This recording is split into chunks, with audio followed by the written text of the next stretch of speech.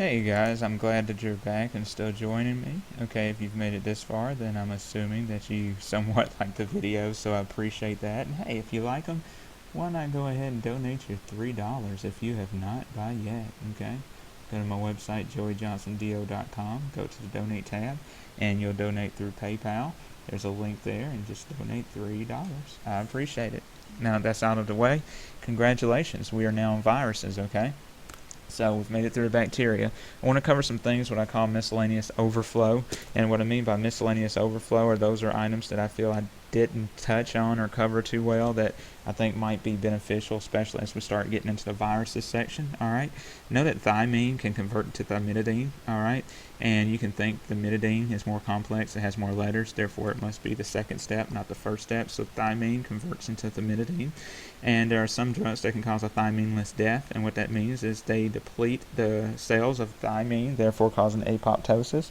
The ones that can do that. Well, let me tell you a thymineless joke right quick, okay? Thymineless joke for thymineless is that a male, a female, and a transvestite all walk into a bar, okay? That's it. It's a thymineless joke, okay? So, you know those jokes, a duck walks into a bar, a drunk walks into a bar, etc. So a male, a female, and a transvestite all walk into a bar. That's it. It's a meaningless joke. It has no point to it. Alright, and so methotrexate, 5-FU, and TMPSMX can also cause thymineless deaths. PNG, we talked about PNG and we said that SASE was mnemonic. Remember, it takes care of syphilis, actinomyces, and your streps. Well, I did want to touch on too that it takes care of meningococcal meningitis, which is Neisseria meningitidis. I think I talked about that when I went over that bug, but just to reiterate, and it can also take care of pneumococcal meningitis, which of course is going to be your strep pneumo. So perhaps a better mnemonic might be MAS, I was thinking, to mean meningitis. That's going to be N meningitidis and S pneumo, and actinomyces and your other streps, okay? One of my buddies was telling me that he remembers the Metro bus goes downtown to remember Metro goes down, where Clinda stays up, okay? So the Metro bus is going downtown. Let's say that it broke down, okay, after the radicals entered into the train and took it over.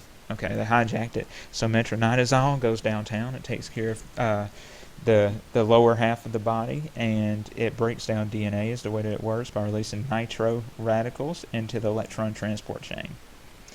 Miscellaneous stuff continued. Alright, I want you to know that sildenafil, which is Viagra, can cause blue-green color blindness. The Johnson can cause yellow vision. Ethambutol, remember in the Ripes mnemonic for taking care of TB, and amphotericin B, they can both cause red-orange color changes. Photosensitivities, alright, and I derived this from Howard Chin's micronmnemonics flashcard set, okay? The queen sat alone, alright, and so quinolones, okay, for queen and alone, and then an S for sulfa, A for amiodarone, T for tetracyclines, okay? Those all cause photosensitivities. Now, the starch or torch organisms are ones that can cross the placenta.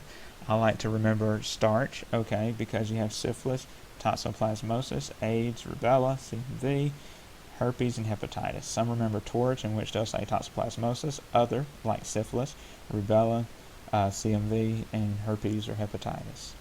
The rule of VIRS. This is going to be very beneficial, okay, as we start getting into the antiviral drugs. Alright, so let's talk about those very quickly. If you see IVIR, alright, IVIR means that you are stopping the virulence of influenza, okay? So if you see something like zanibavir, okay, see the I right there? You're stopping the virulence of influenza. But on the other hand, if I say acyclovir, okay, you know that herpes has the oral form and it has the vaginal form, or the, you know, the genital form, okay? That's HSV1, HSV2. However, both are actually can be associated with oral and vaginal, okay? And so let's just remember the oral component and the O there. Alright, so if you see ovir, like acyclovir, then it's the virulence, you're stopping the virulence of the O or the herpes, okay, which can affect the oral aspects of the body.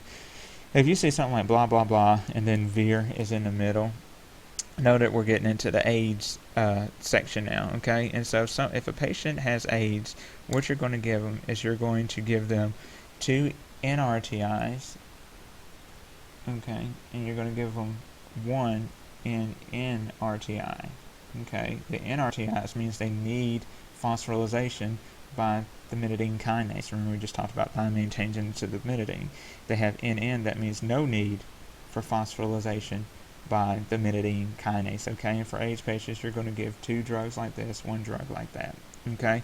And so we'll get into that more here in a little bit, but just know that if you see VIR in the middle of a word, then that means you are talking about an HIV or AIDS drug, and it does not need thymidine kinase to come in and phosphorylate it because the VIR is in the middle. Just think of thymidine kinase phosphorylating the end VIR here in most drugs. That one's in the middle. You don't worry about it. But just as HIV can gravitate towards and become AIDS, full-blown AIDS, then this VIR can gravitate towards the end, and in that case, you become one drug called raltegravir, and see, it has gravitated the VIR towards the end. Still doesn't need you to phosphorylate it because in the original form it didn't, so it does it now. The VIR is just gravitated towards the end, okay? And that is also, this kind of drug right here is called a integrase inhibitor because it has inhibited the VIR from being in the middle. It's pushed it towards the end. It's gravitated the VIR towards the end, okay? So now, nerdy dirties. As I talked about, you know, with the NRTIs, those are nucleoside reverse transcriptase inhibitors, okay? They competitively inhibit the binding to reverse transcriptase, all right? And they need the thymidine kinase to be active, all right? And so if you're doing that, then obviously you are stopping DNA processes by doing reverse transcriptase, so therefore you can cause like bone marrow suppression as a side effect and different anemias, those types of issues, okay? If you want to rescue the bone marrow suppression, then you're typically going to give a drug that is going to end in stem, such as filigras stem, okay? And that's going to let you know if it's a grass stem like that, okay, it's granulocyte stimulating factor, for granulocyte colony stimulating factor, okay? If you need to stimulate the granulocytes as well as, and remember your granulocytes are your B, E, and N, not your lymphocytes or monocytes, but if you need to stimulate your monocytes or macrophages, to speak, then you're going to have to give a gramostem, okay? Granulocyte and macrophage or monocyte stimulating factor, okay? And just an example of that I can think of, for instance, is gramostem, okay? So those are your stems, okay? And we'll get into more of that when we get to the farm lectures. I'm just giving you a preview right now.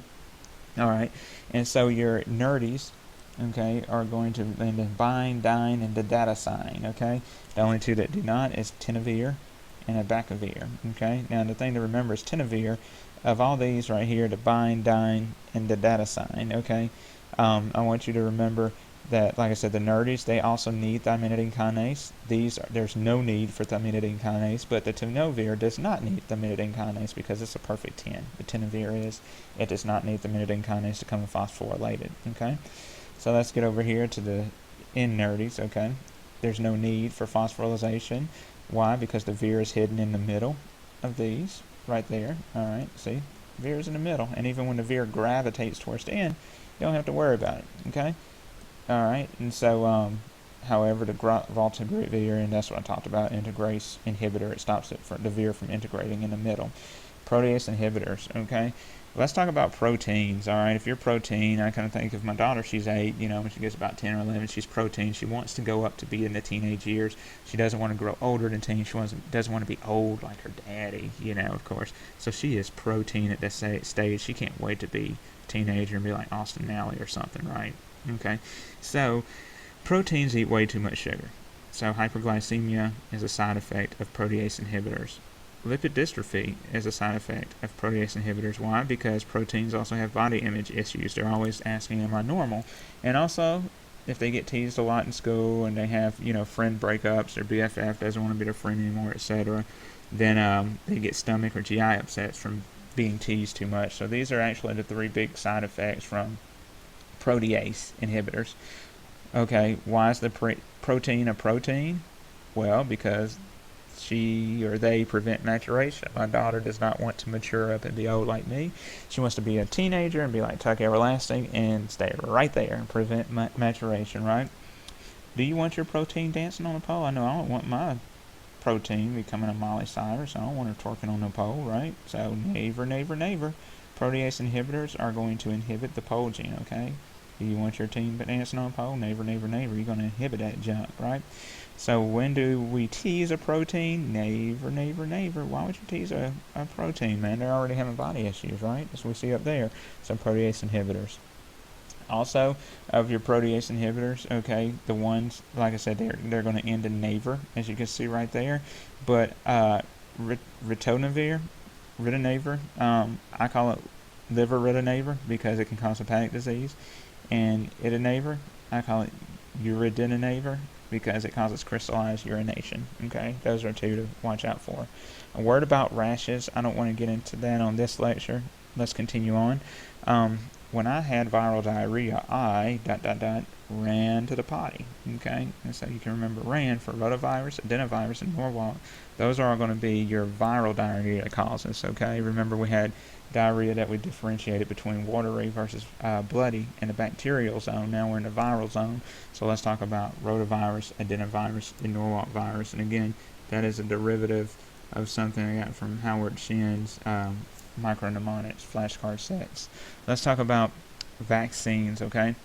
So we want to talk about the ones that are dead or attenuated first. Those are going to be your RIPAs, okay? And then the ones that are not dead and are attenuated live vaccines are going to be your Mr. VZ MAPC, okay? Mr. VZ MAPC. All right, and what that's going to stand for, okay, is you've got measles and rubella. You've got mumps right here because you know that's given as one shot, the MMR, right? And then you got varicella zoster. You're going to have adenovirus. There is a vaccine for adenovirus. It's mostly given in the military where people are going to be staying in close quarters, okay? And you don't want our troops out there having diarrhea on the battlefield, do you? Of course not. You're going to have polio, the Sabin form. We'll talk about that more later. And you are also going to have smallpox vaccination and yellow fever. Let's talk about the dead ones, okay? Rest in peace, okay? RIPA. And so for this, what you're going to remember are you're going to have rabies, you're going to have influenza, you're going to have polio, the Salk form, and then you're going to have HAV, okay? And so these are going to be your deadened viruses. These are going to be your live ones. Obviously, you don't want to give those, to a pregnant woman. They can cause issues, but these deadened ones, okay? These are deadened, and I remember the Salk, the K at the end is for killed. This is the deadened form. The Sabin, okay, it is innovative or it is alive. It has N, okay, it is working, all right? And so, Mr. VZ MAPC versus RIPA.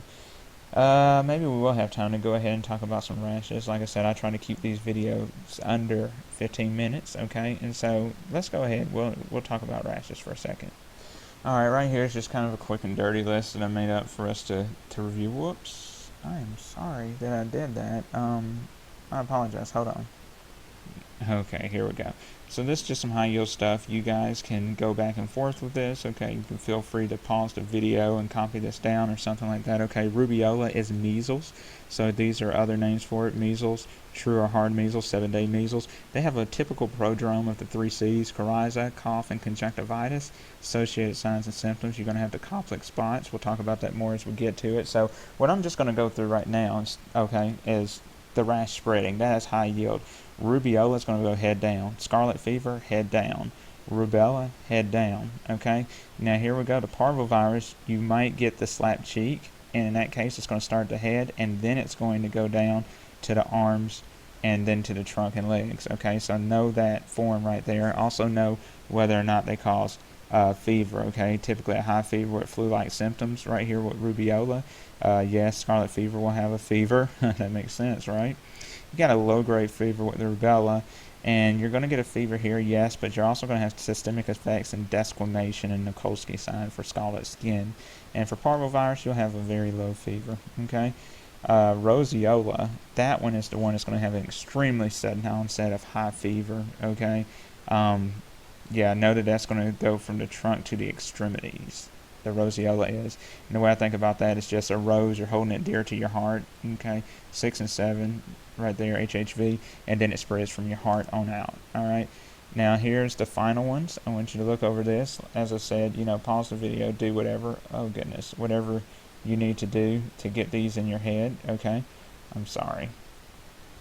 Okay, so why don't I just leave this here for the remainder of this video. Look at it, copy it down if you need to. You know what to focus on now, okay? I appreciate it, and I will talk to you on the next video. Good luck studying.